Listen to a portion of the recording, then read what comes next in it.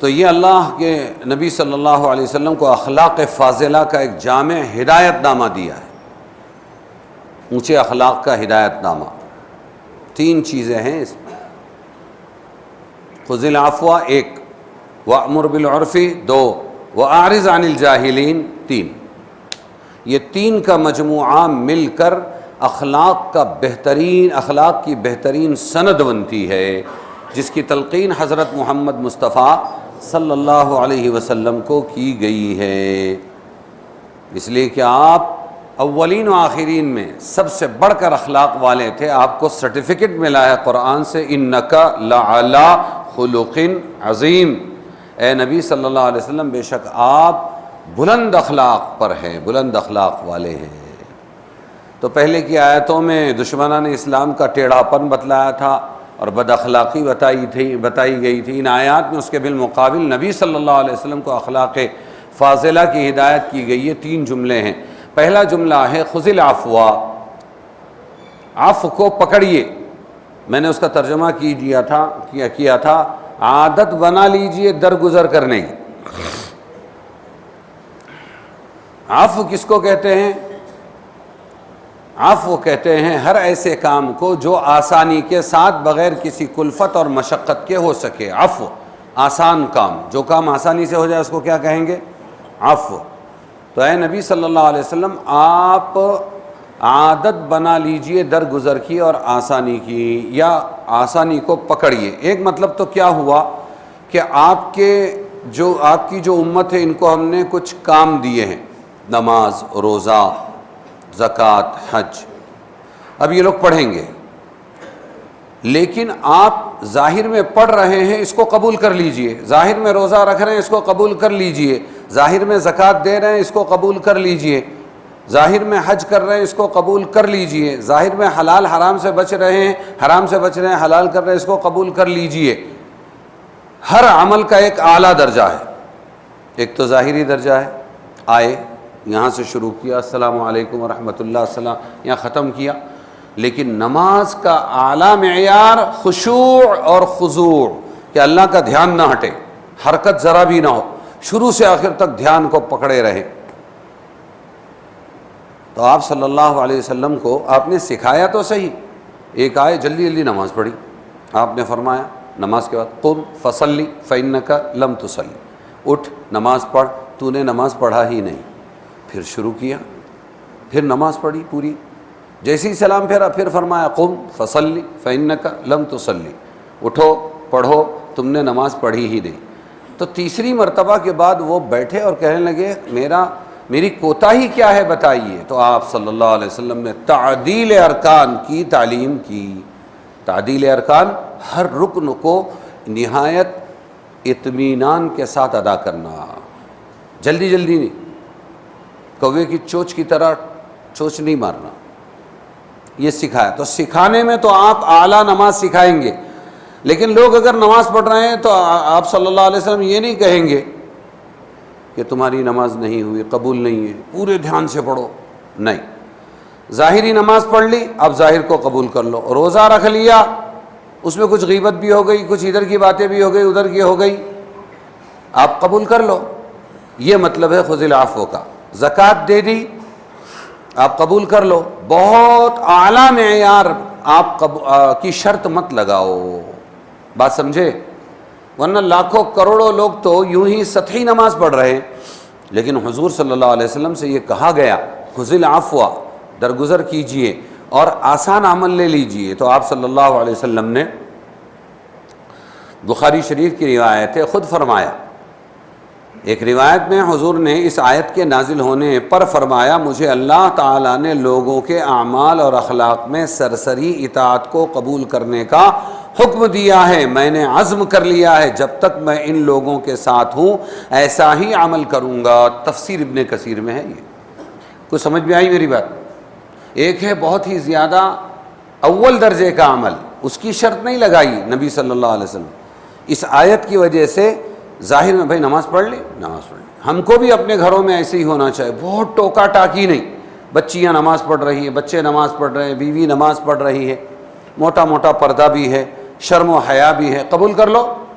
بہت باریکی میں جانا. میں مثال دوں, ابھی یہ اچانک یاد آیا اس لیے مثال دیتا ہوں.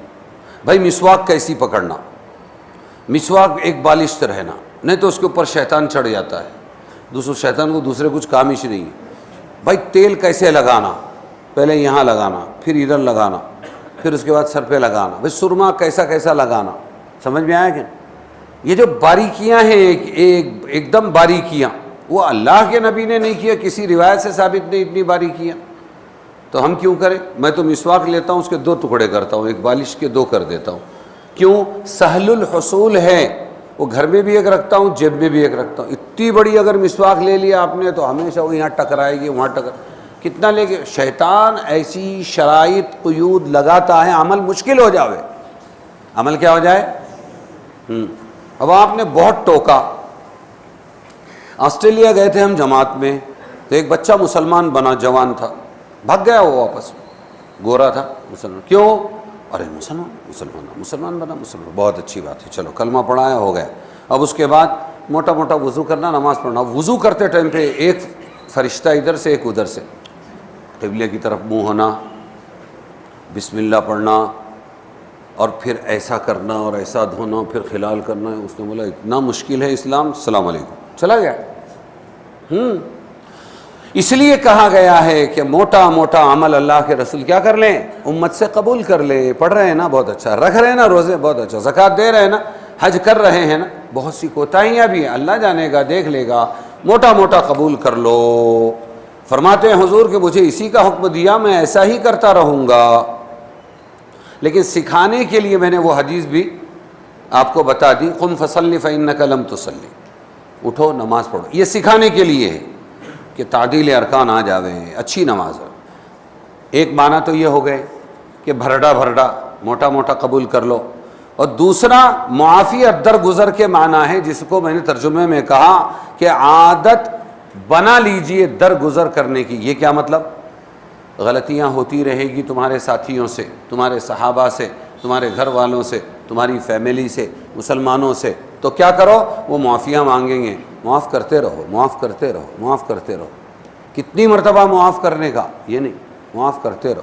پوچھا بھی کسی نے کتنی مرتبہ معاف کیا جائے, فرمایا دن میں 70 مرتبہ معاف کرنے کا جذبہ رکھو. کتنی مرتبہ؟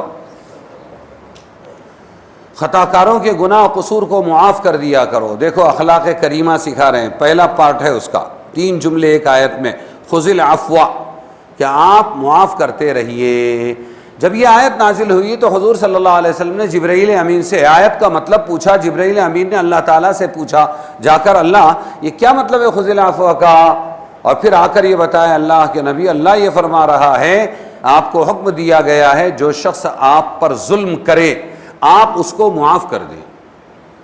جو آپ پر ظلم کرے, ہاں, تو وہاں سے پھر اشعار بنے, سلام اس پر کہ جس نے گالیاں سن کر دعائیں دی, ہے نا. تو آپ اس کو معاف کریں, اور جو آپ کو کچھ نہ دے آپ اس پر بخشش کریں. ہمارے یہاں تو ایسا ہے کہ کوئی ہم کو دے تو ہم بھی دیں. شب برات کے حلوے ہو یا کچھ بھی ہو, ادھر سے آیا تو ادھر گیا, ادھر سے سب پھر چاروں جمع کیا, پھر ادھر گیا, پھر ادھر گیا. کوئی دے گا ہم کو تو ہم دیں گے. یادی بنا کے رکھتے ہیں شادیوں میں, غریب کیا مجالے آ جائے, جس نے ہم کو دیا تھا ہم بھی دیں گے, نہیں دیا تھا نہیں دیں گے. سمجھ میں آیا؟ ہاں, تو ایک حصہ غریبوں کا بھی رکھنا چاہیے. جو آپ کو کچھ نہ دیں آپ اس پر بخشش کریں, اور جو آپ سے قطع تعلق کریں, ناطے توڑتا ہے وہ, آپ اس سے بھی ملا کریں. ہم تو ناطے جوڑنے والوں سے جڑتے ہیں, یہاں ناطے توڑنے والوں سے جڑنے کا حکم رسول صلی اللہ علیہ وسلم کو ہے, اور یہ ہے بلند اخلاق. اور اگر سامنے والا ہم سے اچھے اخلاق سے پیش آئے اور ہم بھی پیش آئیں تو یہ اخلاق نہیں ہے, یہ بیوپار ہے. کیا یہ تجارت ہے؟ تجارت لین دین کا نام. وہاں سے دین ہے ہی نہیں اور ہم, سمجھ میں آیا, لین ہے ہی نہیں اور ہم دے رہے ہیں. اچھے اخلاق, بخشش. اس جگہ ابن مردویہ نے بروایت سعد ابن عبادہ نقل کیا, غزوہ احد میں جب حضرت صلی اللہ علیہ وسلم کے چچا حضرت امیر حمزہ کو شہید کر دیا گیا, بری طرح سے ان کے اعضاء کاٹ دیے گئے, تو آپ نے دیکھا اور آپ بہت غصہ ہوئے اس بے حرمتی سے, اور پھر آپ نے یہ فرمایا جن لوگوں نے حمزہ کے ساتھ ایسا معاملہ کیا ہے میں ان کے 70 آدمیوں کے ساتھ ایسا معاملہ کر کے چھوڑوں گا. اس پر یہ آیت نازل. جس میں آپ کو بتلایا گیا آپ کا یہ مقام نہیں کہ آپ کے شایع نشان تو یہ ہے کہ آپ درگزر سے کام لیں۔ علی مرتضیٰ رضی اللہ عنہ نے فرمایا کہ رسول اللہ صلی اللہ علیہ وسلم نے مجھ سے فرمایا تم کو اولین اور آخرین کے اخلاق سے بہتر اخلاق کی تعلیم دیتا ہوں، وہ یہ ہے کہ جو شخص تم کو محروم کرے تم اس پر بخشش کرو، جو تم پر ظلم کرے تم اس کو معاف کر دو، جو تم سے تعلق توڑے، ناتا توڑے، تم اس سے ملا کرو۔ سمجھ میں آیا؟ جو تم کو فرما جو تم کو محروم کرے تم اس پر بخشش کرو، اور جو تم پر ظلم کرے اس کو معاف کرو، اور جو تم سے تعلق کو توڑے، رشتہ داروں میں تعلق بہت توڑتے ہیں باہر والے بھی، لیکن رشتہ دار بہت توڑتے ہیں، تو تم ان سے بھی ملا کرو۔ السلام علیکم، کیسے پھپھی، کیسے خالہ، کیسے ہے نانی، کیسے ہے بھائی، اچھے ہیں، ٹھیک ہے، ایسے ہی چلتے چلتے آ گیا تھا، مل لیا، چلے واپس، کوئی لینا دینا نہیں کچھ۔ سمجھ میں آیا؟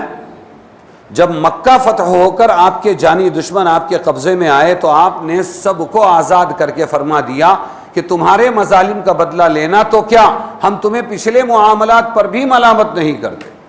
اور دنیا ایسوں کے قدموں میں آتی ہے۔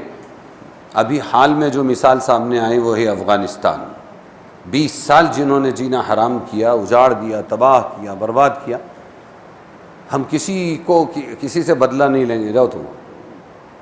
ہوا کہ نہیں ہوا؟ تو اللہ ایسوں کو نوازتے ہیں۔ جیت آخر میں اخلاق کی ہوتی ہے۔